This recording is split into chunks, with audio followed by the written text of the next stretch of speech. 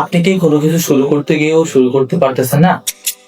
আজকে করবো, কালকে করবো, পরশুদিন করবো, এভাবে করতে করতে আপনার জিনিসটা শুরুই করা হচ্ছে না? তাহলে এই ভিডিওটি আপনার জন্য। আমরা যখন কোনো কাজ করার চিন্তা করি, তখন ওটা নিয়ে চিন্তাই করতে থাকি, ওটা নিয়ে ভাবনাই করতেছি।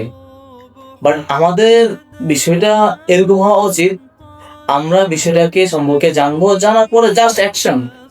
যেহেতু আমি এই কাজটা এর আগে করিনি অথবা এর আগে করছি, যা করছি, বাট জাস্ট অ্যাকশন। আপনি ফুললি কাজে নেমে যাবেন। যদি আপনি নতুন করে পড়তে বসেন, নতুন একটা জিনিস শিখবেন, তাহলে 1 ঘন্টা আগে পড়েন।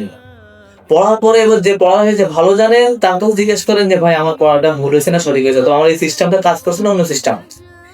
সেম ভাবে আপনি যদি কোনো কাজ করতে চান, আপনার এই কাজটা আপনাকে একদিন কাজ করেন, 2 দিন করেন, 3 দিন করেন। 3 দিন করার পরে এখন যখন যে এক্সপার্ট তাকে আপনি তখন দেখাবেন যে ভাই আমার কাজটা হয়েছে কিনা, তখন সে আপনাকে বলবে যে ভাই আপনার কাজটা হয়েছে বা হয়নি, অথবা এভাবে না করেন ভাই এভাবে করলে ভালো হয়। আর যখন আপনি কোনো কাজই করেননি, তখন আপনি কিভাবে বুঝবেন যে আপনার কাজটা সঠিক হয়েছে না ভুল হয়েছে? তখন আপনি থিঙ্কিং, আপনার চিন্তার মধ্যে পড়ে থাকবেন।